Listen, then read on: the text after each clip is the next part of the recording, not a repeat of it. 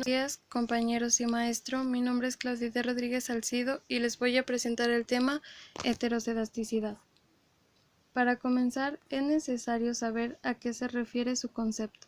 Según su terminología, se puede desglosar en dos partes: hetero, que es diferente, y cedasticidad, que es dispersión, o lo que vendría siendo igual a una dispersión diferente, el cual indica la concentración de datos respecto a las medidas de centralización, y puede reflejarse gráficamente de la siguiente manera, en la cual podemos observar que las variables no tienen un orden ni siguen una secuencia.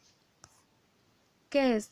Según su concepto matemático, en los modelos de regresión lineales se dice que hay heterocedasticidad cuando la varianza de los errores no es igual en todas las observaciones realizadas, tomando en cuenta que las varianzas de los errores es la cantidad de incertidumbre acerca de los valores del predictor, y de esta forma no se cumple con uno de los requisitos básicos de las hipótesis de los modelos lineales, el cual nos menciona: las perturbaciones aleatorias se distribuyen normalmente con media cero y desviación típica o varianza constante, que vendría siendo igual a la homocedasticidad.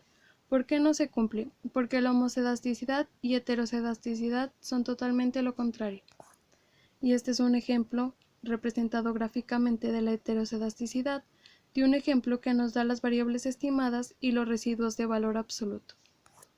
Bien, su representación puede ser a través de esta fórmula, donde la primera parte es la varianza del error en la observación, condicionado a x, que es la variable explicativa, mientras que la segunda parte es igual a la varianza de esa misma observación. Matemáticamente se representa mediante una matriz de varianzas-covarianzas de los errores, en la que la diagonal principal representa diferentes varianzas para cada observación o momento. Aquí me voy a dar un tiempo para explicarles cuál es esa diagonal principal, que vendría siendo esta, donde empieza en la parte superior izquierda y termina en la parte inferior derecha, en un sigma minúscula de 1 elevado a la 2 y un sigma minúscula de n elevado a la 2. Esas son las varianzas, mientras que los ceros que están a su alrededor son las covarianzas. Puede tener muchas causas la heterocedasticidad, entre ellas las que más destacan son: si los datos empleados son promedios de diferentes grupos, es decir, si son de diferentes ciudades, tienen diferentes edades, eso puede influir mucho y depende de la problemática a resolver. Si con el paso del tiempo la varianza de los errores disminuye, puede influir también la existencia de outliers. Los outliers son valores grandes o pequeños respecto a otros valores. Es decir, si el valor promedio es de 1, un outlier viene siendo 12 o 15. Existencia de asimetría en las variables, es decir, que existe diferencia entre una variable y otra, pero no tan marcada como lo son los outliers, y por lo tanto va a traer consecuencias. Existen errores en los cálculos del estimador de la matriz de varianzas y covarianzas de los estimadores de mínimos cuadrados.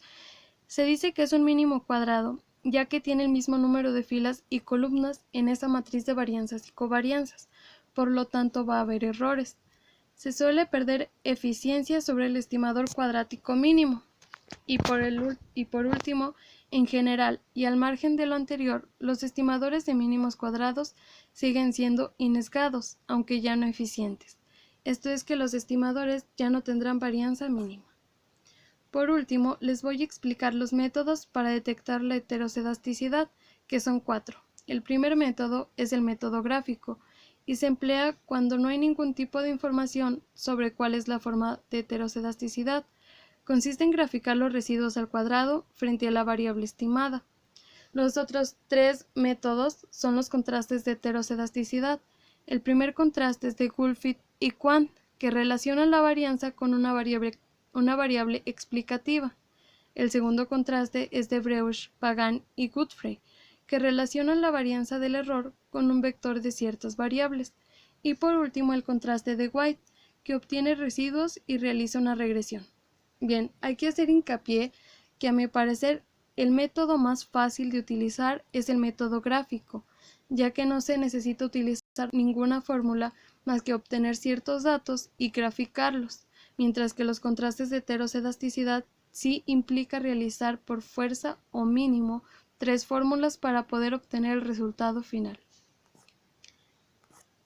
Y para que quede un poco más claro, les traigo un ejemplo. Como lo mencioné anteriormente, para mí es más fácil el método gráfico. Es por ello que el ejemplo es del método gráfico. Bien, como les dije, solo necesitamos datos. En este caso, son 3 los que nos proporciona este ejemplo, que es de una empresa, que es OPS, B y V. OPS son las observaciones o los días en los cuales se estuvieron realizando, que fueron en total 20. La B son los beneficios y la V son las ventas. En este caso se graficó en 2 partes. En la primera parte se graficó OPS y B para saber los beneficios obtenidos durante esta cantidad de días, mientras que en la segunda gráfica se utilizaron las 3 variables OPS, B y V para saber qué peso tendrían los beneficios con las ventas y las observaciones. De esta forma se pudo dar cuenta que a medida que las ventas incrementan, la dispersión de los residuos también incrementan, indicando la presencia de heterocedasticidad, porque como puede notarse en la gráfica, hay gran dispersión de las variables, debido a que los números son diferentes, no son los mismos beneficios y no son las mismas ventas. Y esto sería todo de mi parte. Si tienen alguna pregunta o comentario, me lo pueden hacer saber al terminar este video.